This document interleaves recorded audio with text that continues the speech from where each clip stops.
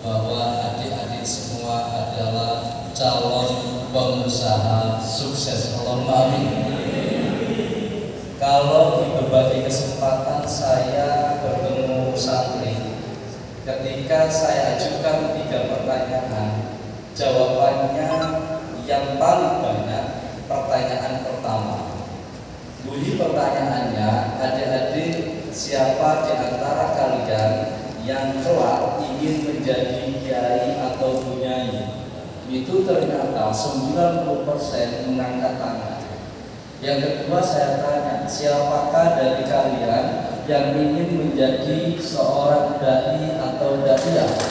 Ternyata yang mengangkat tangan juga lebih dari 80%. Tapi ketika saya tanya siapa di antara adik-adik yang ingin menjadi seorang pebisnis, yang mengangkat tangan tidak sampai 10%. Kira-kira kalau itu saya tanyakan sekarang, kalian jawab nomor 1, 2, atau 3? Coba saya tes. Yang ingin jadi kiai angkat tangan. Yang ingin jadi bunyai angkat tangan. Yang ingin jadi seorang dai angkat tangan. Yang ingin jadi seorang daiyah angkat tangan. Yang ingin jadi seorang pebisnis angkat tangan. Tepuk tangan untuk kita semuanya. Tidak sia-sia Chandra Bupati kita memanggil kalian, tidak sia-sia Dinas Budaya Pariwisata mengundang kalian untuk dididik, dilatih menjadi seorang entrepreneur. Siap menjadi seorang entrepreneur? Baik.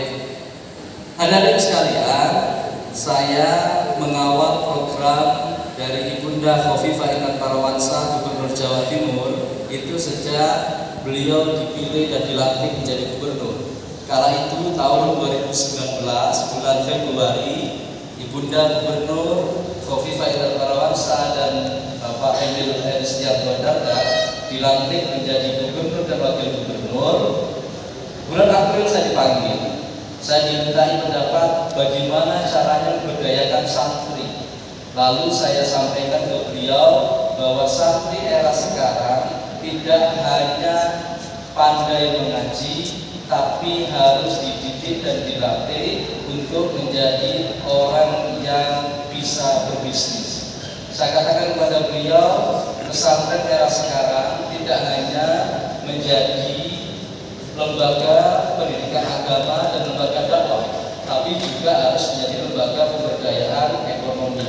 Oleh karena itu, santri yang dididik di pesantren sekarang tidak cukup hanya belajar ngaji saja, tapi juga harus belajar wirausaha. Santri tidak hanya belajar agama saja, tapi harus juga belajar wirausaha. Jangan salah, banyak kiai yang khawatir jangan-jangan pokok itu menjadikan anak-anak ini tidak pandai agama, tidak paham agama, karena digeser mondok tujuannya belajar agama, tiba-tiba oleh opok dididik wirausaha, akhirnya tidak paham agama, pahamnya berwirausaha. Maka adik-adik sekalian, saya titip pesan sebelum masuk ke materi, tetaplah pada koridornya, tetaplah pada jalurnya, bahwa adik-adik semua adalah calon orang-orang yang ahli agama dan juga calon orang-orang yang ahli wirausaha. Saya doakan kalian semua menjadi orang yang kaya ilmu dan kaya harta. Siap menjadi kaya harta? Harus. Umat muslim di masa mendatang di tangan kalian harus memiliki kekayaan yang melimpah agar bisa berkontribusi pada pembangunan negeri ini. Kalau kalian lepas dari kekayaan, siapa lalu yang membangun bangsa dan negara kita?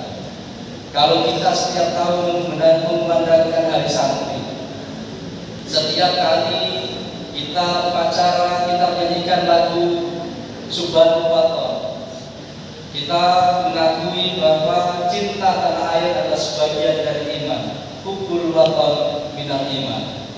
Itulah pesan Hadrat Syekh Hasyim Asy'ari yang terus kita pegang teguh Oleh karenanya jangan sampai kita hanya menjadi penonton di diri sendiri. Adik-adik harus tampil menjadi orang-orang yang pandai, ahli di bidang agama, tapi juga pandai, ahli di bidang wirausaha. Kita punya yel-yel ya. Yel-yel kita itu pasti siapa kita, jawabannya san. Biasanya terus pertanyaan kedua apa setelah siapa kita? Ya, NKRI, agama. Ikut kiai, santri masa kini, apa? Kalau saya tanya siapa kita, jawabannya harus mengembangkan tangan keras suara. Ini karena saya melihat sudah mulai ada yang kena efek dari makan malam. Jadi sudah mulai begini-begini. Kita harus lihat siapa kita? Dulu pemanasan. NKRI, bentar ya. Ikut kiai. Kalau saya tanya wirausaha, jawabannya masuk surga.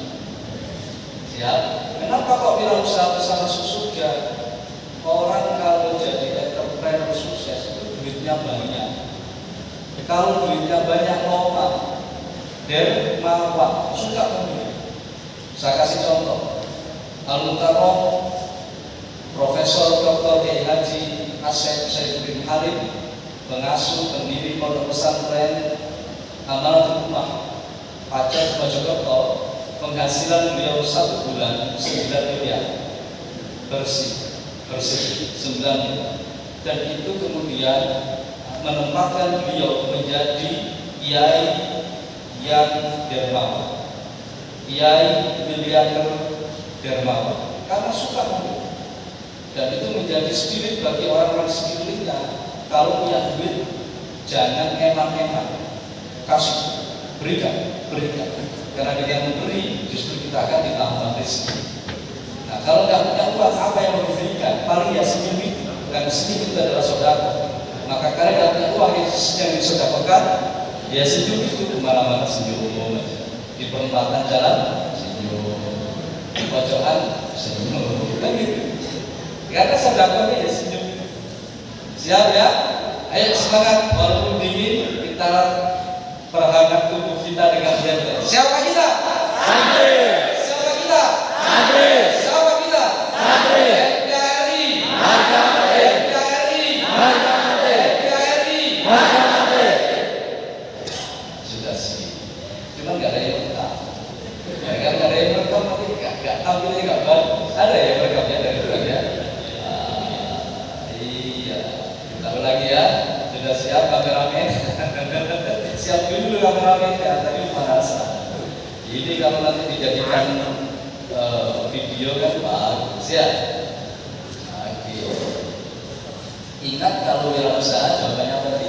Masuk surga. Tiket masuk surga itu di tangan wirausaha. Ya, karena sudah sedang. Baik, kita bersiap ya. Alhamdulillah sudah siap. Bismillahirrahmanirrahim. Siapa kita? Santri. Siapa kita? Santri. Siapa kita? Santri. NKRI. NKRI. NKRI. Ikut kiai. Ikut kiai. Ikut kiai. Wirausaha. Wirausaha. Wirausaha. Terima kasih.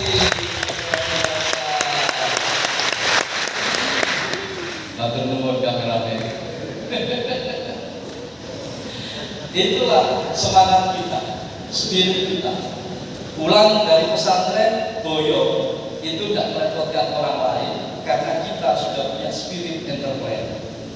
Di saat yang lain pulang dari pesantren bingung cari kerja, bingung melamar kerja. Jangankan melamar kerja, melamar anaknya Pak Lurah saja kita ditolak. Kata bapaknya, Kamu lulusan mana? Pesantren Mbak. Terus anakku kamu kasih makan apa? Kalau kamu lulusan pesantren, ya nanti saya pakai kain. Jadi calon istri itu kamu bandari Fatihah. Adik-adikku, ayo kita bangkit. Jangan sampai kalian nanti lulus dari pesantren nambah-nambahin jumlah pengangguran di Jawa Timur. Ya, karena satu kali kita wisuda santri itu bisa puluhan ribu santri yang wisuda.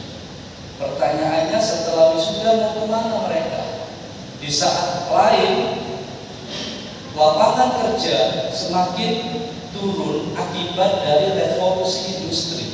Semua serba digital, semua serba online, semua serba teknologi. Sehingga karena adanya teknologi, tenaga kerja berupa manusia itu dikurangi. Karena pakai robot, pakai IT, sehingga adik-adik nanti di masa kalian bekerja itu justru akan lebih sulit lagi cari pekerjaan itu orang. Oleh karenanya kalian sekarang disiapkan untuk menjadi seorang entrepreneur, untuk seorang wirausahawan. Wira itu artinya berani, wiro sableng gendeng. Jadi misalnya dari wiro sableng ya upani gendeng. Jadi wiro itu berani, usaha itu berdaya.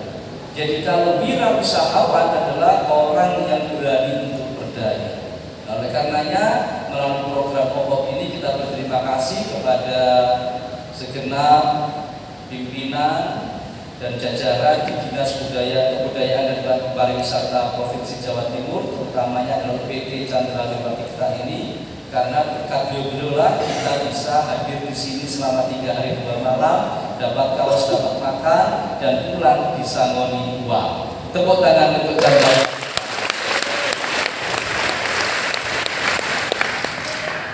Ada satu ayat yang pasti panjenengan sudah hafal. Innallaha la yughayyiru ma biqaumin hatta yughayyiru ma bi anfusihim.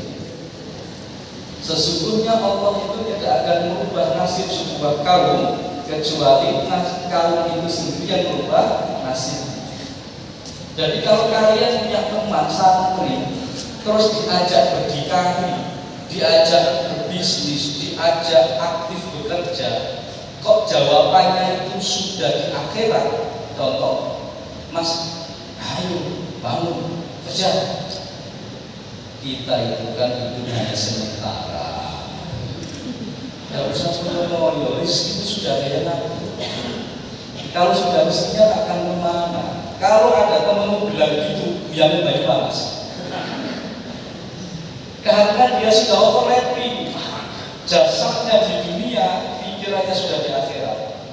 Mana mungkin kita hidup di dunia itu tanpa harta? Kita butuh harta.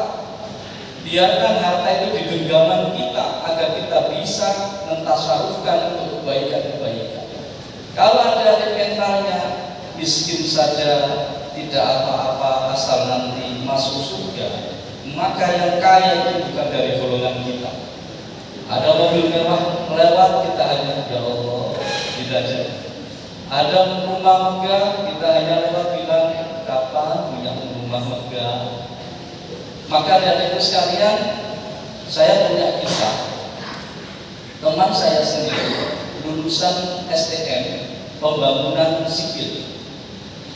Lalu dia bekerja apa adanya, anaknya 3. Ketika saya tilik bayi, silaturahim untuk menjenguk bayi yang baru dilahirkan dari pasangan ini, teman saya ini, anak yang 3. Kaget saya luar biasa ketika saya melihat rumahnya jelek, kumuh. Saya ketika masuk pulang, tikus keluar. Ikut saya tikus. Lalu saya batin waktu itu, ya Allah, saya tidak rela teman saya ini hidup dalam kondisi ekonomi yang seperti ini.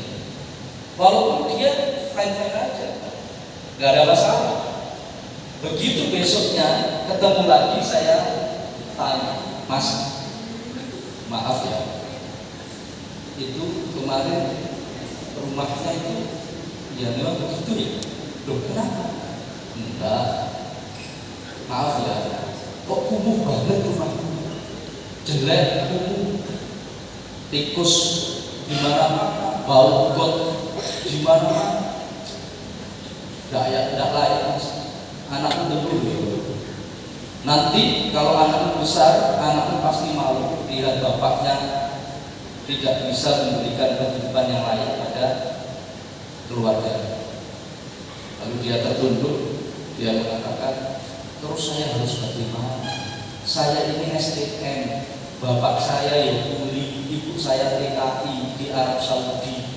Terus saya bisanya apa? Saya bacakan ayatnya tadi.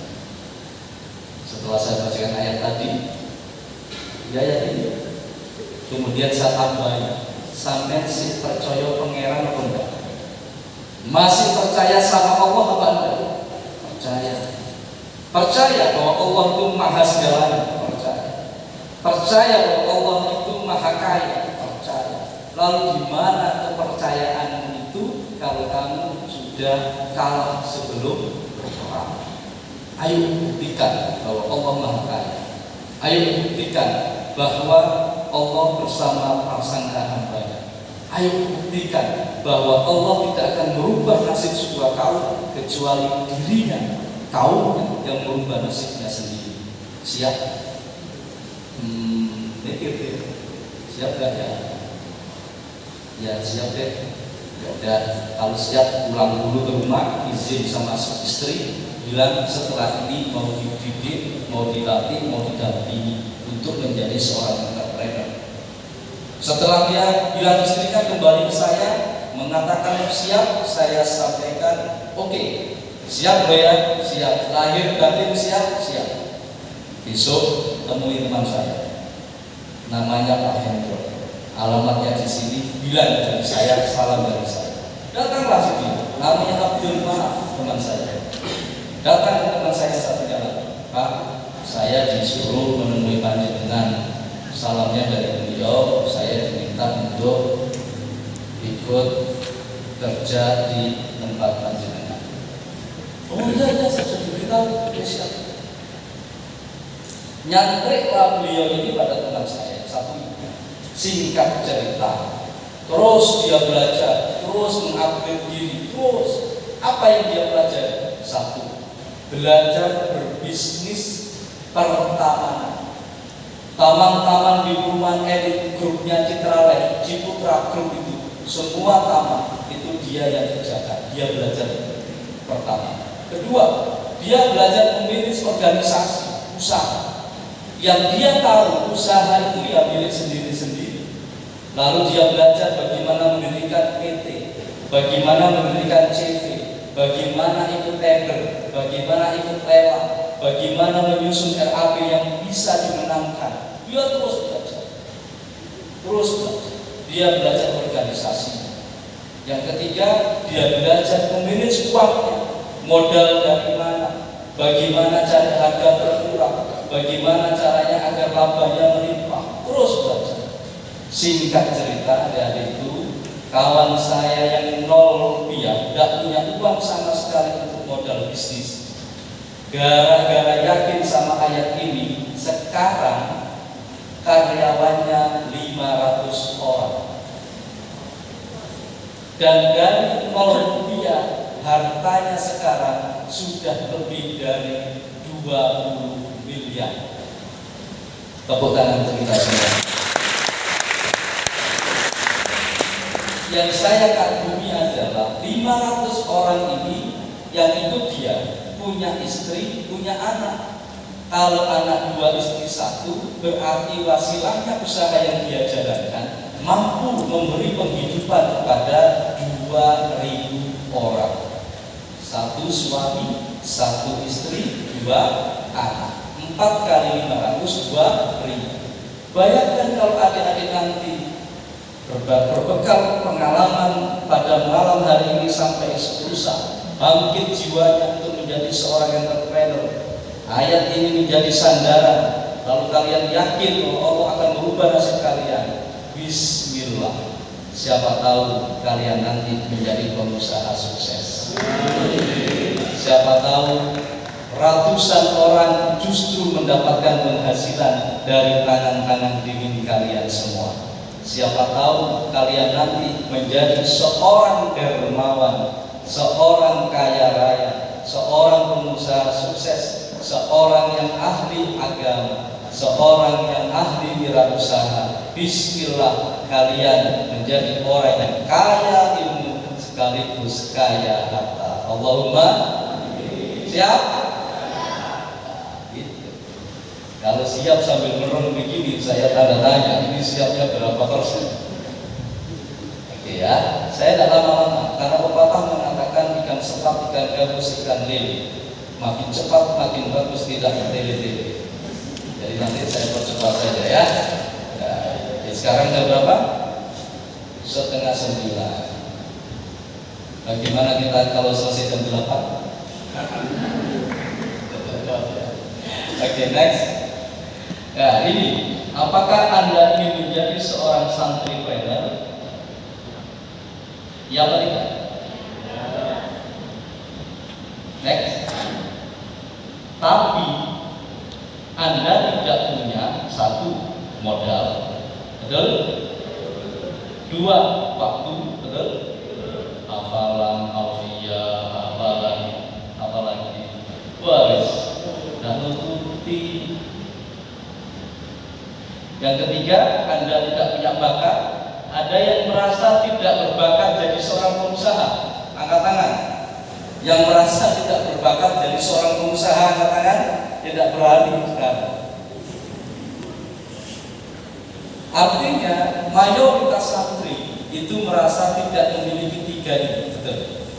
Tidak punya modal, merasa tidak punya bakat, dan merasa tidak punya waktu. Coba kita bedah. Next. Modal. Saya pernah mendengar kisah Bob Sadino, pengusaha top top yang suka pakai celana pendek ini. Dalam sebuah seminar seperti ini kira-kira suasananya. Ada yang dari pojok sana mengatakan, Pak, saya pengen bisnis dan sukses kayak Bapak, tapi saya tidak punya modal. Apa kata beliau? Mas, ini kamu saya kasih uang 1 miliar untuk modal usaha. Mau? Mau Pak? Syaratnya kasihkan tangan kanan. Saya beli tangan kananmu dengan harga 1 miliar untuk modal kamu usaha. Kalau kurang, saya beli tangan kirimu 1 miliar. Maka kamu akan saya bayar 2 miliar dengan saya beli 2 kanan. Kurang, saya tambahin 2 miliar lagi. Saya ambil 2 kaki. Maka kamu punya modal 4 miliar tanpa tangan, tanpa kaki. Bagaimana? Mikir, waduh, tidak punya tangan, meskipun 4 miliar, ya kan? Jadi, gimana? Setuju? Tidak setuju, tidak jadi. Gak punya uang 4 miliar, gak paten Pak saya. Artinya, tanganmu adalah berkah, kakimu adalah berkah bagimu. Kalian yang datang ke sini dengan organ tubuh yang lengkap, itu sebenarnya adalah modal. Banyak orang yang percaya, mohon maaf saya sedikit cerita, tahadus bin. Ketika saya bangun bisnis, saya butuh uang untuk modal. Yang saya gunakan adalah kepercayaan. Orang yang sudah percaya sama orang yang namanya Ghafirin ini, yang berdiri di hadapan kalian ini, saya tinggal datang ke seseorang yang kaya, ke sebuah lembaga yang uangnya nanggung, saya katakan, Pak, saya butuh modal. Saya bisa mengelola keuangan Anda dengan baik dan akan ada hasil. Saya butuh 1 miliar. Saya bawakan sertifikat rumah saya sebagai jaminan agar Anda percaya kepada saya. Apa jawaban teman yang satu lagi? Tidak perlu. Ini uang 1 miliar, silakan dibawa untuk usaha. Sertifikat silakan dibawa pulang kembali. hanya dengan kepercayaan. Dan membangun kepercayaan itu awalnya kita manfaatkan kaki tangan kita agar kita menjadi pribadi yang betul-betul bisa bernilai di hadapan orang, karena kita memiliki sifat amanah, kita punya sifat sesuai dengan yang Nabi kita ajarkan, siddiq, faqona, tabligh, dan itu menjadi sifat yang harus kita pegang. Pengusaha dengan sifat itu, maka modal itu tidak menjadi satu-satunya faktor. Kalau salah satu iya, tapi satu-satunya faktor tidak. Teman saya tadi itu tidak modal apa-apa. Pada akhirnya sekarang 2 miliar asetnya, 500 karyawannya, hampir semua grup Ciputra dengan Citra lain, baik di Jawa maupun di luar Jawa, beliau masuki untuk membuat garden, taman. Tidak punya modal apa-apa. Ini bisa saya ceritakan agar kalian terinspirasi dan termotivasi. Suka-dukanya banyak, kalau mau diceritakan tidak cukup sampai subuh. Tetapi setidaknya kalian sudah bisa menangkap pesan bahwa berbisnis tidak harus diawali dari modal berupa uang. Modalnya berupa selain uang itu bisa. Next, bakat itu banyak orang merasa tidak berbakat di bisnis. Pertanyaan sesuai dengan slide, wirausahawan itu dilahirkan apa diciptakan? Menurut kalian, menjadi seorang pengusaha itu memang bawaan lahir atau belajar menjadi seorang wirausahawan? Bawaan apa belajar? Good. Yes ya, yang jauh belajar mulai sekarang belajar. Belajar menjadi seorang wirausaha. Jangan jadi santri yang ketika lulus dari pesantren justru malas bekerja. Akhirnya banyak kita lihat istrinya yang bekerja, suaminya di rumah. Ketika ditanya, kenapa kamu tidak bekerja? Hidup ini kan sekedar mampir mimpi saja, tidak perlu ngoyo-ngoyo lagi. Overlap, ya. Dilahirkan, no. Diciptakan, yes. Bagaimana cara menciptakannya? Pertama, lingkungan, keluarga, pondok pesantren, sekolah, masyarakat ikut membentuk. Maka ini kalian sengaja dihadirkan di sini untuk dibentuk menjadi seorang entrepreneur, sengaja dibentuk. Nanti pulang si pondok diharapkan ada kegiatan-kegiatan entrepreneur lainnya. Kemarin yang juara 1 lomba santripreneur itu dari pondok pesantren Al-Amin Mojokerto. Apa bisnisnya? Es-skuter. Kalau saya lihat dari objek usahanya, tidak menarik. Es-skuter tidak menarik. Tapi menjadi juara 1 kenapa? Karena bukan dari es-skuternya yang bikin dia menang, tapi bagaimana presentasinya mampu meyakinkan 3 juri dia betul-betul bisa memiliki usaha dengan baik. Bagaimana cara dia mengumpulkan modal, bagaimana dia cara menjual barang, bagaimana dia cara mencatat keuangan, bagaimana cara dia memilih orang-orang yang terlibat di dalamnya. Baru anak kelas 12 SMA. Di sini yang kelas 12 SMA angkat tangan coba. Alhamdulillah banyak. Yang kelas 11, alhamdulillah banyak. Jadi SMA itu sudah mulai harus berbisnis. Jangan nunggu lulus kuliah. Maka Anda akan diajarkan, dilatihkan, dicontohkan, ditularkan secara terus-menerus. Pada akhirnya akan menjadi habit atau kebiasaan, dan pada akhirnya akan menjadi karakter. Jadi sebenarnya menjadi seorang entrepreneur itu ya tinggal melalui langkah-langkah ini, diajarkan, dilatihkan, dicontohkan, ditularkan secara terus-menerus menjadi kebiasaan, akhirnya menjadi karakter. Jadi itu. Siap ya menjadi pengusaha ya. Oke, next. Lanjut Pak. Kemudian waktu, banyak yang mengatakan Pak saya tidak punya waktu, tidak usah pikir. Lihat itu ya, Alfamart yang sekarang sangat terkenal itu mulai bisnisnya umur 17 tahun. KFC yang sangat kita gandrungi kalau pulang mondok selalu minta traktir bapaknya ke KFC, itu pemiliknya mulai bisnis umur 70. Tinggal sekarang kalian mau berbisnis mulai kapan? Saran saya, make it, just do it now. Wes gak usah kakek mikir, pengen bisnis belajar mulai sekarang dari yang terkecil, dari yang bisa kalian lakukan, silakan dilakukan. Apapun bisnisnya, apapun bisnisnya. Next. Nah, sekarang kita mengenal ekonomi kreatif dan digital entrepreneurship. Jadi sudah eranya digital. Ekonomi kreatif mengalami pertumbuhan yang dramatis dalam 1 dekade terakhir. Salah satu yang mendorong adalah digital entrepreneurship. Zaman saya dan kalian berbeda sudah. Kalau zaman saya, zaman kepala dinas, kepala bidang, sekretaris, dan tadi sambutan. Kalau cari produk itu carinya ke pasar.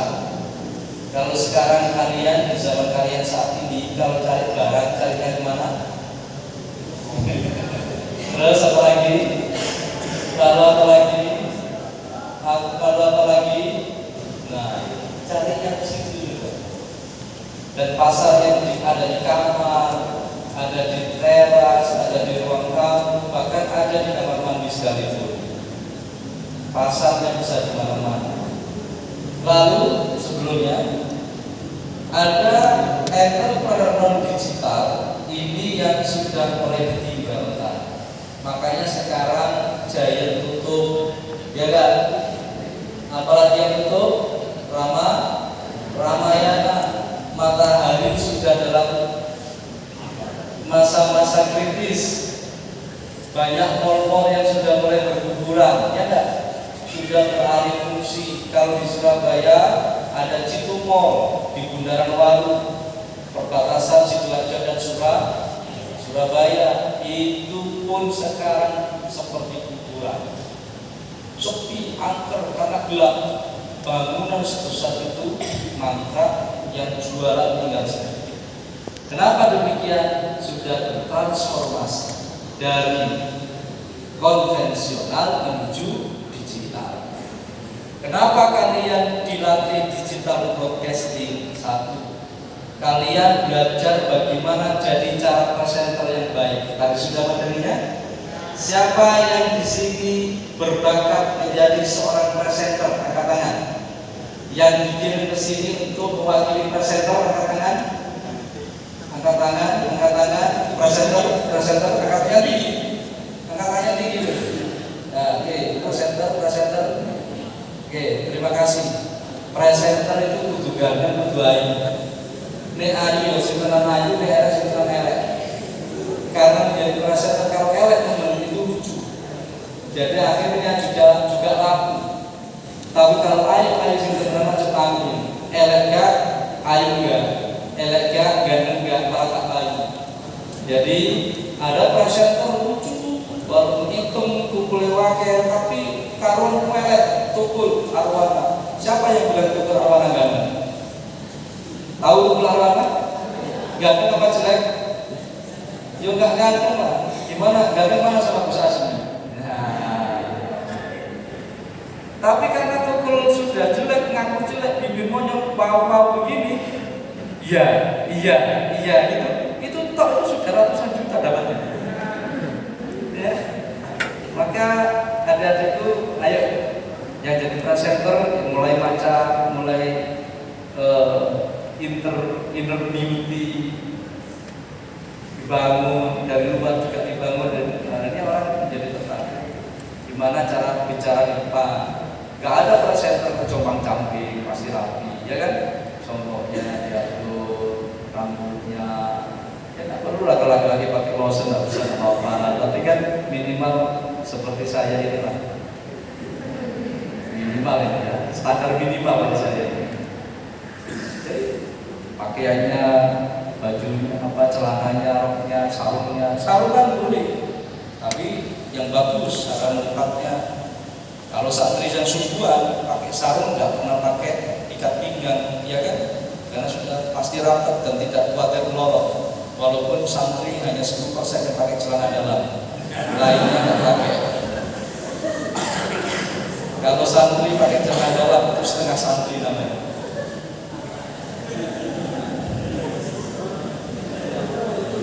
Makanya sarung itu paling istimewa. Sama kalau ibu-ibu itu pakai daster, itu sangat istimewa. Kenapa? Karena sarung dan daster itu adalah praktis ISIS dan gelis.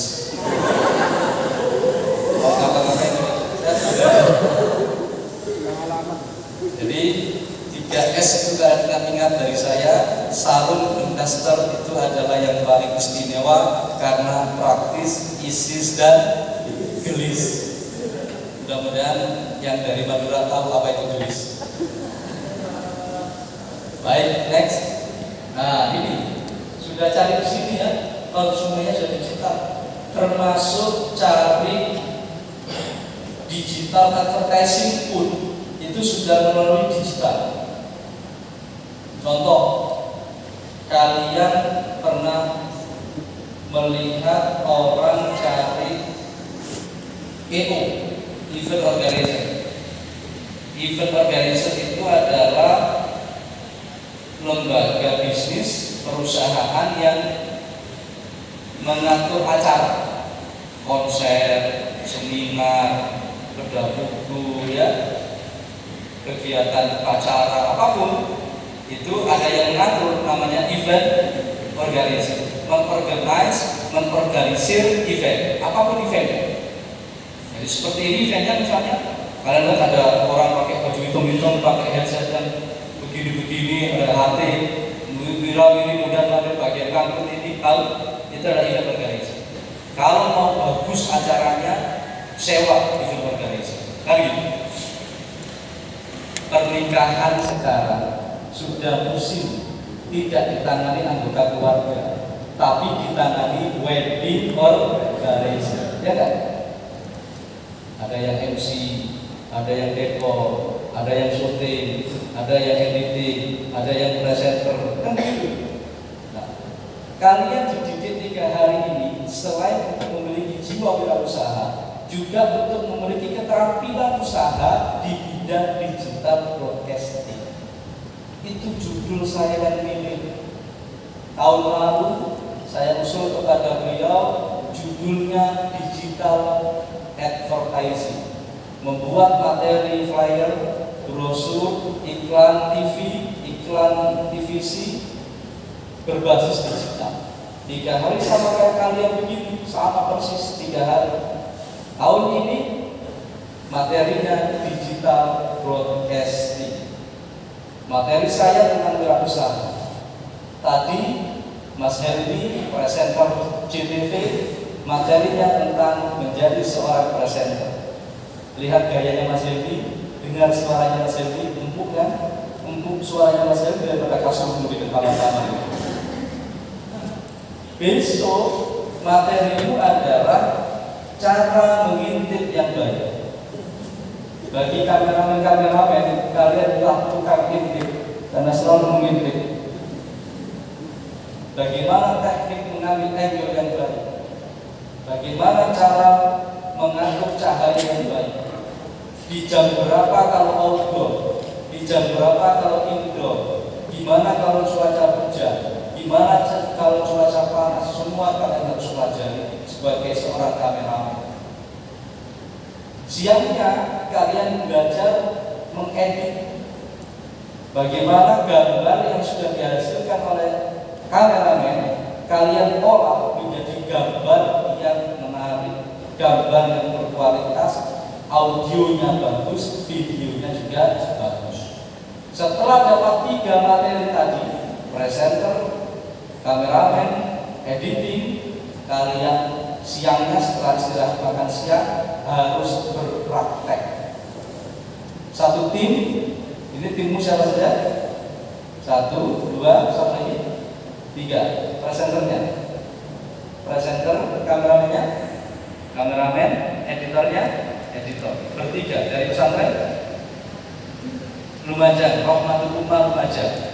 Maka bertiga ini harus cari angle di sekitaran Candrawan Pratikta untuk mempresentasikan atau memaparkan atau apapun, memberitakan atau apa silahkan.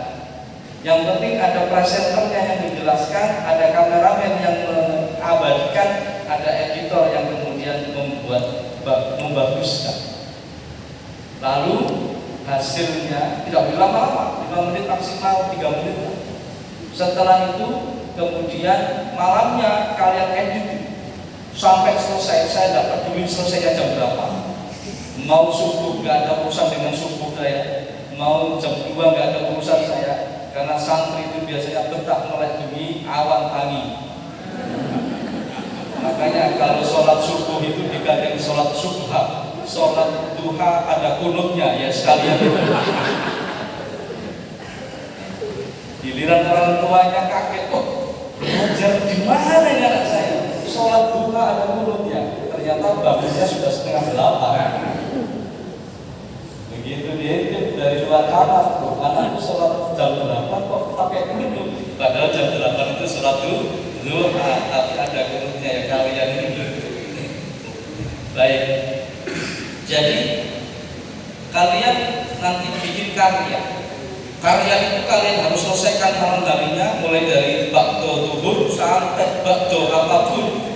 Dan urusan saya mau sampai bakdo subuh pun tidak ada masalah. Yang penting pagi-paginya, hari ketiga, karya itu sudah kalian tayangkan, sudah kalian gelar karya. Nanti narasumber akan menjadi jurinya, akan dinilai. Oh, Rahmatul Ummah. Mas Sofi dari pesantren apa sampai Mas? Membawa lisan. Baitu salah. Oh, baitu salah. Terus sampai dari Azidan Barakatul Zaidul Hasan. Punya ilmu dari pesantren sama saya. Sama yang lain juga punya sama saya. Bahaya kalau dipotong itu. Punya ilmu sama saya bahaya. Di hotel Arya. Apalagi hotel ya. Saya tadi membuka acara dulu di sana, ngasih materi di Hotel Arya. Kami mengundang 200 pesantren se-Jawa Timur yang belum pernah ikut opok. Terus saya jelaskan tentang ma huwa opok, wa ma adraka ma opok.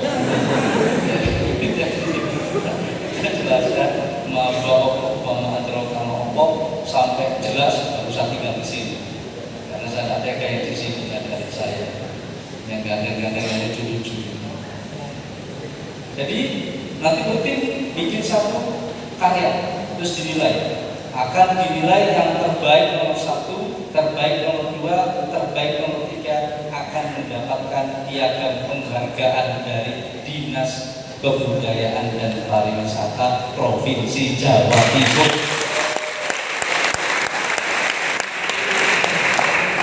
Maka tolong buat yang baik ya, tunjukkan keahlian kalian. Bawa baju presenter nggak? Casual ya. Silakan mau pakai. Hadiahnya sampai jalur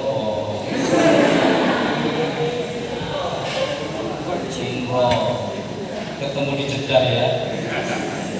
Jadi nanti pakai yang bagus. Ya, pakai yang bagus. Kita bersyukur Dinas Budaya Pariwisata ini membuat 2 acara berkelompok. Yang satu sekarang ini nanti dipilih 3 terbaik dapat piagam penghargaan. Satu lagi lomba cover lagu hari santri. Siapa yang ikut di sini? Ada yang ikut? Alhamdulillah tadi malam saya tutup ada 33 video yang masuk. Lagu hari santri tapi kan 22 45. Aduh. Oh, ada 33 video.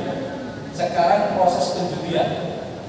Ada dilihat vokalnya, dilihat aransemennya, dilihat apalagi satu yang lupa saja. Satu lagi adalah jumlah banyak-banyakan like dan viewer. Makin banyak potensinya makin menang. Gara-gara lomba cover sholawat itu, YouTube Pop Jatim TV yang banyak video saya di sana. Sekarang subscribernya sudah 7.500 subscriber.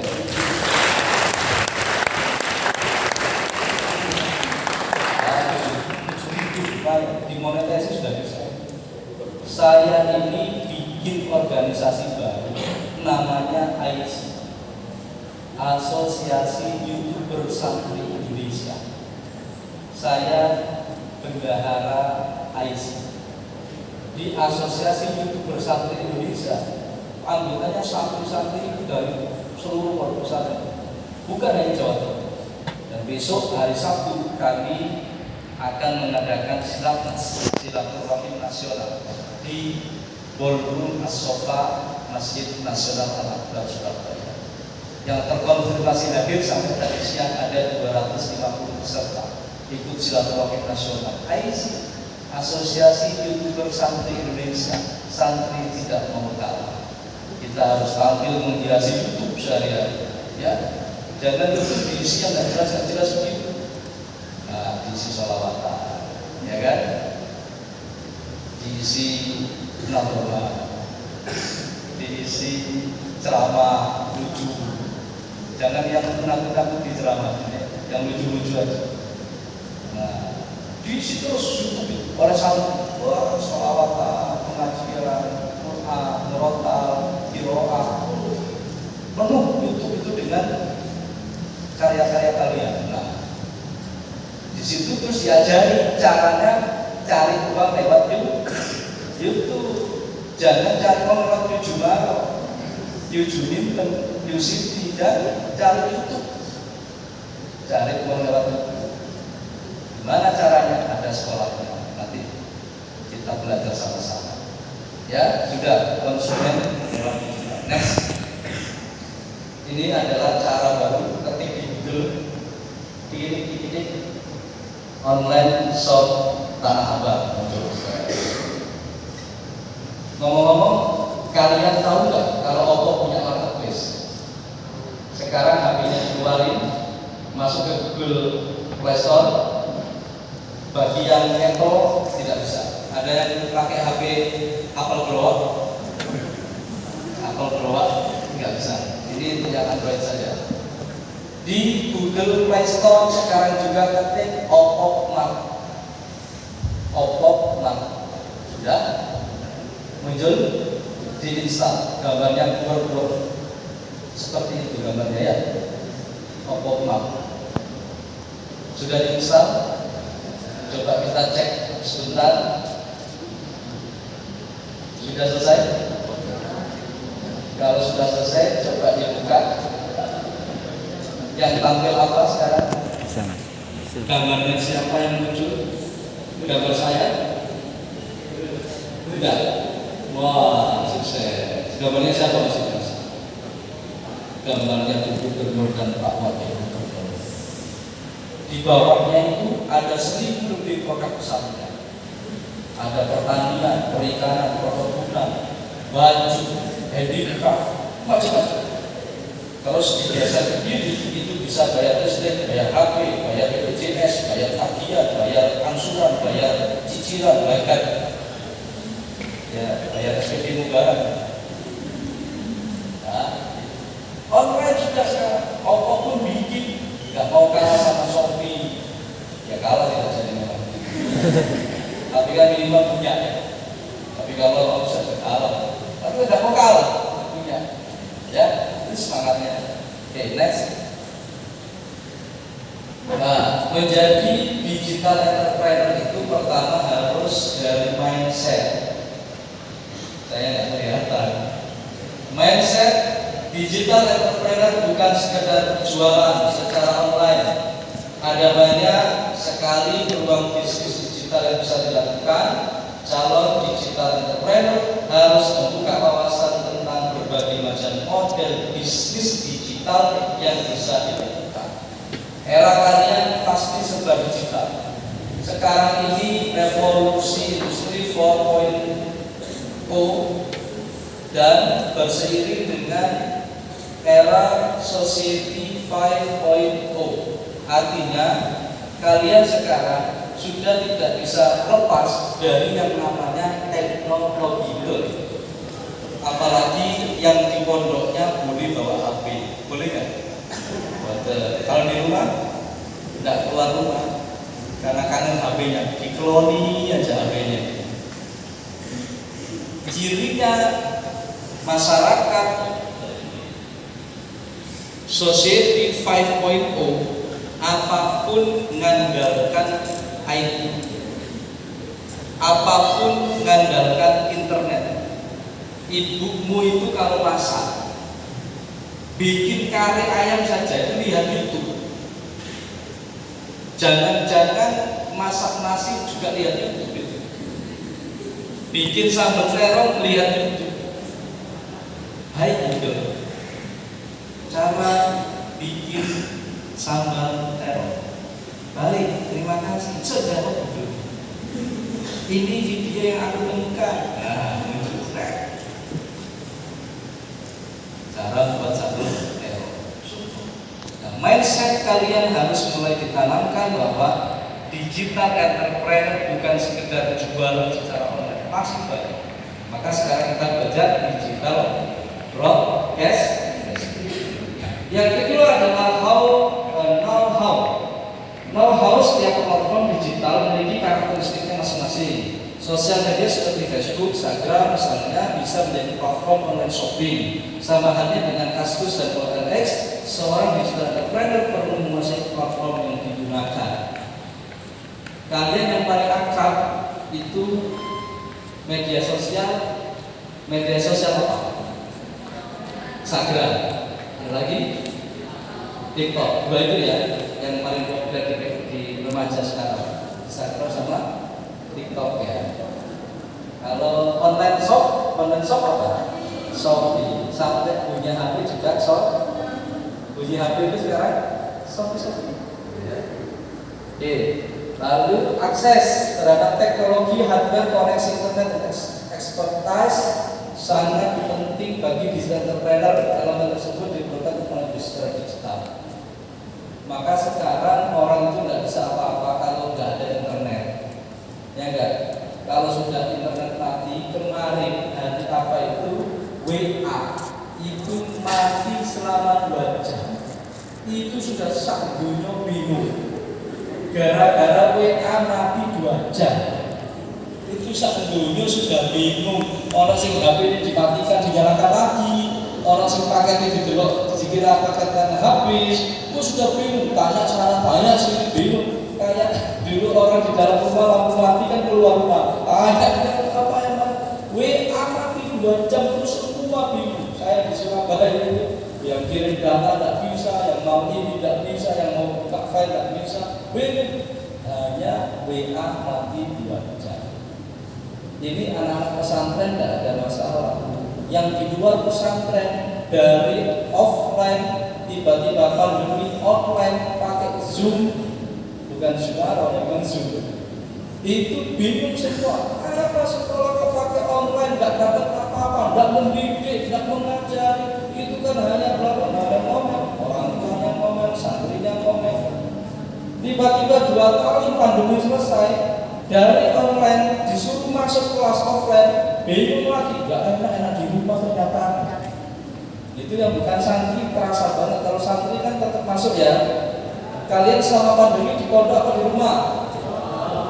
Pondok, santri kalau di COVID dia santri. Sebenarnya melarang santri. Yang terakhir, bisnis model. Seorang digital entrepreneur perlu menggali bentuk model bisnis terbaik. Model bisnis yang baik punya unik dan susah ditiru oleh pesaing, sekaligus disukai konsumen. Misalnya bisnis Maiji pada awal berdirinya. Nah, ada itu nanti temukan diri kalian di dalam bisnis digital advertising, digital broadcasting ini ya. Sekarang YouTuber yang paling kaya siapa? Atta Halilintar. Kenapa? Ricis. Ria Ricis itu.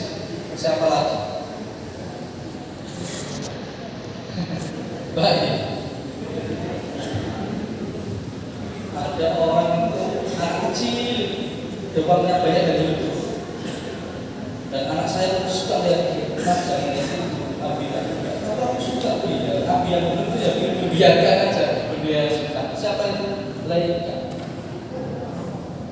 Ada anak kecil buat konten di setengah uangnya banyak dari itu. Ada wedding organizer, kok unikanya muncul. Kalau nggak pakai wedding organizer itu rasanya kurang marem. Dia sudah menemukan keunikannya, ya, sehingga kemudian orang selalu cari EO atau WO. WO itu wedding organizer. Okay, next. Nah, persiapannya ada 5 tahap. Pertama adalah membuka bisnis digital, berarti membuka bisnis 24/7 ya. Harus siap memberikan respon terhadap pertanyaan dan komplain, harus siap membuka support sistem bagi pelanggan, siap metode pembayaran yang aman dan terpercaya, siap memberikan kualitas barang yang sesuai dengan janjikan. Jadi adik-adikku, ada 5 tahap ini. Sekarang ini kan orang banyak komplain kalau barang nggak benar, itu kan mudah karena sarananya sudah digital. Nah, kalian juga harus belajar bagaimana cara mengatasi komplain, handling komplain. Kalau kita belajar handling komplain itu satu kata kunci adalah selalu katakan maaf ketika ada orang komplain. Mbak, gimana sih sampean ini? Saya udah mempercayakan wedding anak saya ke sampean untuk syutingnya, editingnya, bahkan presenternya, MC-nya sampean berantakan semua, nggak sesuai harapan. Maka kata pertama yang harus muncul dari kalian adalah maaf ibu dan seterusnya. Itu kemarin terjadi kesalahan teknik. Makanya saya kasihan sama anak teknik di ITS itu kasihan saya. Kenapa? Kalau ada kesalahan pasti kesalahan teknik. Kasihan anak teknik selalu disalahkan. Okay, next. Ini adalah website dan media sosial Popok. Ada Instagram Popok Jatim, sudah follow belum? Harus. Tapi setahun ini saya tidak ada handphone yang jadi agak-agak pasif. Tahun 2021 masif sekali sampai setiap hari one day one posting dulu komitmen saya. Mungkin tahun 2022 ini saya perlu dibantu Mas Sofi ya, dibantu cara buat kontennya. Kalau ada Twitter @popok jatim, ada YouTube Popok Jatim TV, ada website popok.jatimprof.co.id. Jadi kalau kalian baru bisnis di bidang digital broadcasting nanti minimal kalian punya 4 akun. Sama-sama lagi TikTok ya. Nah, buat 5. Ada TikTok, ada Instagram, ada Twitter, ada YouTube, ada website. Udah jalankan bisnis. Gitu. Sekarang sudah mulai harus begitu, nggak bisa tidak. Terakhir, next, jangan lupa subscribe Popok Jatim TV, like, comment, dan share. Tepuk tangan untuk kita semua. Baik, itu yang bisa saya sampaikan dari Ibu. Tentu besar harapan saya adalah pulang dari Chandra kita, kalian punya ilmu, punya pengalaman, ilmu di bidang entrepreneur, ilmu di bidang digital broadcasting, dan punya pengalaman membuat karya untuk video digital broadcasting. Nanti tunjukkan bahwa kalian anak-anak hebat, pulang dari sini bekal ilmu yang 3 hari kalian pelajari, manfaatkan untuk pondok pesantren kalian. Saya tanya, adakah yang hadir di sini yang pondoknya tidak memiliki akun atau channel YouTube? Angkat tangan yang belum punya channel YouTube pondoknya, pondok pesantrennya. Sudah punya semua kan? Bantu membesarkan channel itu. Karena kalian di sini dilatih di bidang broadcasting, dan itu adalah tugas kalian untuk membantu agar channel YouTube di pondok itu semakin bagus. Konten-konten yang Kiai mengajarkan itu kalian siarkan lebih luas melalui YouTube. Buat video-video yang menarik untuk mempromosikan pondok pesantren, supaya pondokmu itu semakin diminati oleh adik-adikmu yang di luar sana agar mau mondok di tempatmu. Kan begitu. Kalau yang didengar oleh orang di luar pesantren, jangan dipondokkan anakmu. Kenapa? Kalau anakmu nanti pondok, masa depannya suram, gak jelas kerjanya apa. Kasih profil alumni pesantren yang memiliki 1000 gerai ayam geprek, level setan sampai level iblis. Jawab pertanyaan masyarakat itu dengan bukti, dan bukti itu sekarang nyarinya di YouTube. Ya, bukti itu nyarinya sekarang di internet. Jangan pondokkan anakmu ke pesantren. Kenapa? Kemarin ada putranya Kiai mencabuli santri. Ya, jawab dengan prestasi-prestasi santriwan-santriwati. Artinya di pesantren kasus-kasus itu hanya tidak sampai 1%. Kalian saya beritahu ya, jumlah pesantren Jawa Timur berdasarkan Kemenak itu total ada 6.300 pesantren. Itu yang terdaftar di Kemenak 6.300. Tapi berdasarkan data dari PWNU RNI Profiter Mahat Islamiyah PWNU Jatim, jumlah pesantren Jawa Timur itu ada 12.000 pesantren. Santrinya kalau berdasarkan Kemenak, jumlah santri Jawa Timur total 1 juta santri. Nasional se-Indonesia Raya jumlah santrinya 4 juta. Artinya 1/4 populasi santri nasional itu bermukim di Jawa Timur, dan kalian menjadi orang Jawa Timur. Oleh karena itu tunjukkan kalau ada isu-isu yang jelek, isu-isu yang miring tentang pesantren, jawablah dengan digital advertising. Mudah-mudahan kalian sukses dunia akhirat, kemudian kalian jadi pengusaha sukses, kaya ilmu dan kaya harta. Terima kasih. Assalamualaikum warahmatullahi wabarakatuh.